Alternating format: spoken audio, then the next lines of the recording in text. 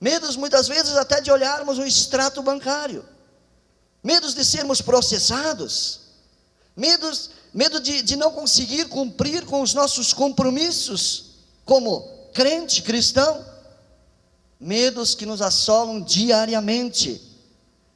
Agora, imagine um dia sem medo, pelo menos. Nós sabemos que o medo, ele não divide o nosso coração com a felicidade. Onde existe medo no coração, a felicidade não habita.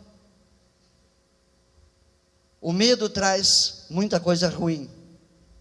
O medo, se ele puder, ele nos tranca num quarto e joga até a chave fora, para não podermos sair mais daquela horrível situação. Já imaginaram um dia em que pudéssemos tirar todas as partículas do medo do nosso coração e vivermos, ou a nossa reação, a primeira seria a fé ou a coragem? Como seria bom isso?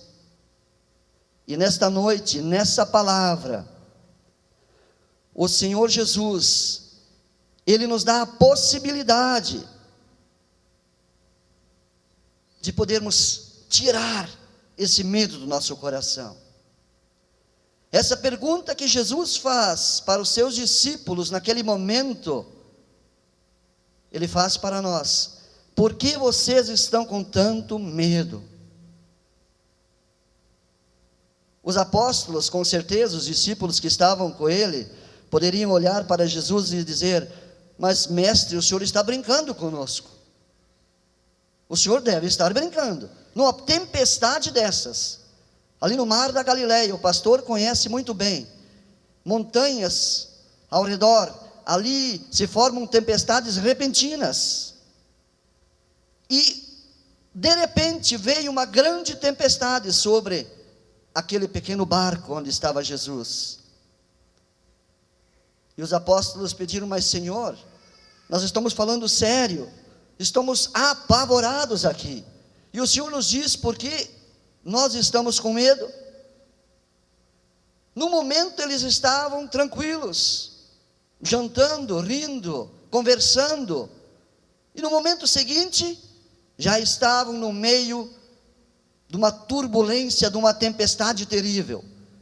Diz os estudiosos que se formam 5 a 6 metros de ondas no mar da Galileia, quando vem de repente.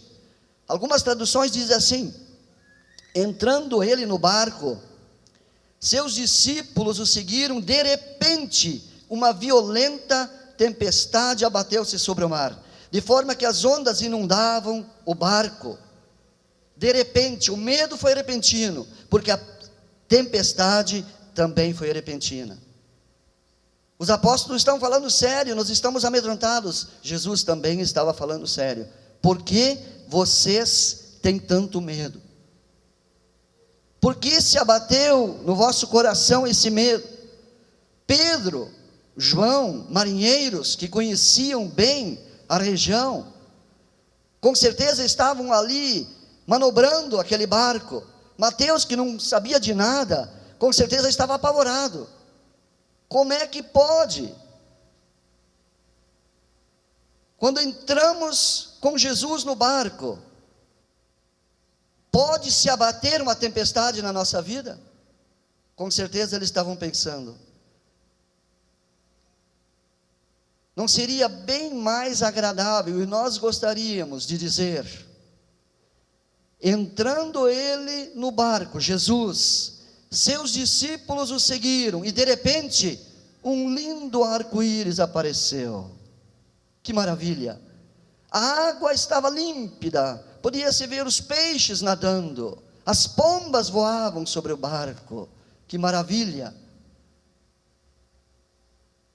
Nós poderíamos dizer também: quando entramos no barco do Senhor Jesus, a nossa vida é uma maravilha, é um mar de rosas, nada acontece para nós. Seria muito bom isso, mas não é a realidade.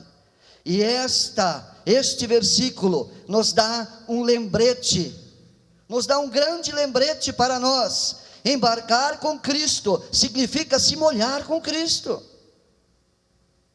Andar com Cristo significa sofrer com Cristo.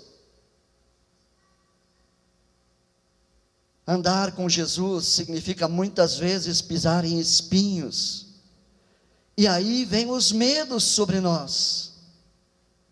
Jesus nunca falou: neste mundo vocês podem ter tribulações. Neste mundo talvez vocês tenham tribulações. Mas ele foi bem claro: neste mundo vocês terão tribulações. Vocês terão problemas. Vocês terão muitas dificuldades. Mas tenham bom ânimo. Animem-se.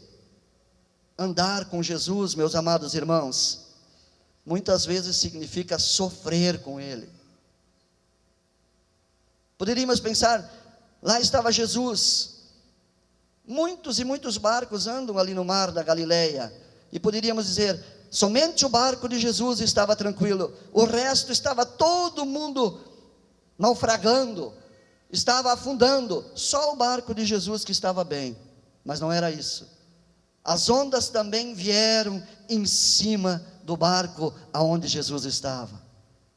E isso nos ensina, quando andamos com Jesus, nós também, neste mundo que jaz no maligno, cheio de sofrimento, nós também vamos sofrer, nós também vamos ter adversidades, e os medos, com certeza, vêm em cima de nós. Temos tanto medo, muitas vezes, que nós nos contraímos. Tem pessoas que ficam em casa por causa do seu medo. Os seguidores de Cristo, irmãos, também enterram os seus entes queridos. Os seguidores de Cristo também contraem doenças. Os seguidores de Cristo também sofrem muitas vezes, porque falta-lhes o essencial para sobreviver. É a realidade do nosso dia a dia. Mas a diferença é muito grande. Não é a ausência de tempestades que nos distingue do resto do mundo, mas é a presença de um Jesus imperturbado, calmo, sereno, tranquilo. Essa é a diferença. Quem nós temos no meio da dificuldade, quem nós temos no meio da perturbação, no meio da tempestade, é isso que nos distingue do mundo. É essa que faz a diferença daquele que anda com o Senhor Jesus. Ele tem a certeza que quando vierem as tempestades do dia a dia, o Senhor Jesus está presente. O El Shaddai, o Todo-Poderoso, se faz presente. Está um Cristo que não se perturba com nada, porque Ele conhece o nosso coração, Ele conhece o que é bom para nós, Ele conhece as nossas dificuldades. Por isso que Ele se fez homem e habitou entre nós, para saber como nós nos sentíamos e nos sentimos diante das dificuldades do dia a dia. O Salmo 23 diz assim: o Senhor é o meu pastor e nada me faltará. Deitar-me faz em pastos verdejantes, guia-me mansamente a águas tranquilas, refrigera a minha alma, guia-me pelas veredas da justiça, por amor ao seu nome. Ainda que eu andasse no vale da sombra da morte, não temeria mal algum, porque o Senhor está comigo. Tudo de bom. Mas ainda que eu andasse, mesmo que eu ande no vale da sombra e da morte, mesmo que eu tenha dificuldades, o Senhor está comigo. O Espírito Santo está conosco aqui nesta noite. É Ele que faz a obra completa em nossas vidas. Mesmo diante da dificuldade, Ele jamais te abandonará. Jamais. Ele está junto contigo. O Senhor é o meu pastor, e Ele me dá tudo o que eu preciso. Agora, imaginem a cena. Os discípulos gritam, assustados, e Jesus dorme, sono tranquilo. Diz assim a palavra: Jesus estava na popa, dormindo, com a cabeça sobre um travesseiro, uma almofada. Marcos 4:38. Como pode Jesus dormir no meio de uma tempestade? Como consegue Jesus dormir quando nós temos tantos problemas a resolver e achamos que Jesus está tão distante? Jesus, Ele conhece as tuas dificuldades. No momento que tu achares que Ele está dormindo, Ele está bem atento ao teu clamor. Quando tu achares que Ele está longe, Ele está mais presente, perto do que tu possas imaginar. E eles se apavoraram. Então, Mateus, Marcos e Lucas registram as suas reações. 2 pronunciamentos e uma pergunta.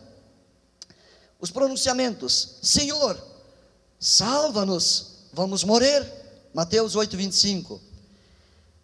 Lucas 8:24 diz: Mestre, mestre, estamos perecendo. E agora a pergunta de Marcos: Mestre, não te importas que moramos? Aonde estava a fé deles mesmos? Eles esqueceram do poder do Senhor Jesus. Até aquele momento, Jesus já havia feito tantos milagres na vida deles. Então, primeiro, o medo faz com que a nossa consciência seja corroída, e já não lembramos e não confiamos na bondade de Deus. É isso que o medo faz, corrói a nossa confiança na bondade de Deus. O medo faz isso. Se você já passou algum medo, você sabe. Quando vem aquele medo, eu tenho que fazer uma operação, eu preciso urgente, nós perdemos muitas vezes a confiança e dizemos: mas o Senhor não está comigo, Ele não me ajuda, e agora o que eu vou fazer? O medo faz isso, corrói a nossa confiança. Os apóstolos já tinham visto tantas coisas que o Senhor Jesus fez.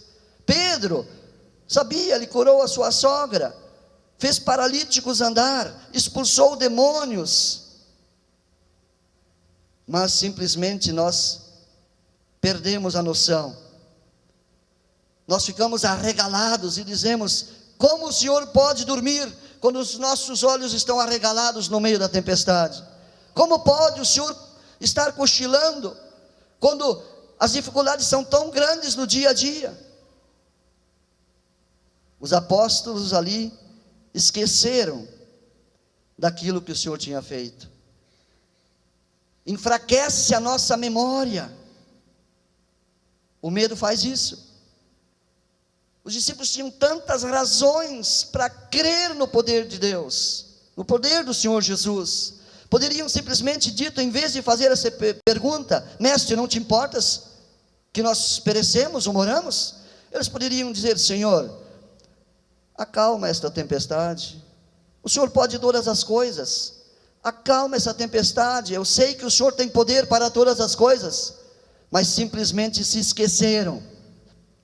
Os seus olhos estavam fitados, estavam direcionados para a tempestade, não para o poder de Deus. E isso acontece nas nossas vidas, muitas vezes, quando nós nos focamos mais no nosso problema do que no Todo-Poderoso. O medo faz isso. Primeiro ele corrói a nossa confiança na bondade de Deus, e depois enfraquece a nossa memória. Esquecemos o que Deus fez por nós, o quão bom é Deus para nós. Esquecemos que todo dia Ele nos dá o sustento que precisamos. Todos os dias Ele nos acorda, nos dá o fôlego de vida. Esquecemos o quão bom é Deus, o Criador de todas as coisas, dos céus e da terra e tudo que neles há. Ele que controla com a sua mão poderosa o cosmos. Esquecemos. Não esqueça, amado irmão, aquilo que Deus já fez na tua vida. Não esqueça das benécias. Não esquece, amado irmão, que Deus te criou e te colocou nesse lugar, para que você tenha vida, e vida em abundância.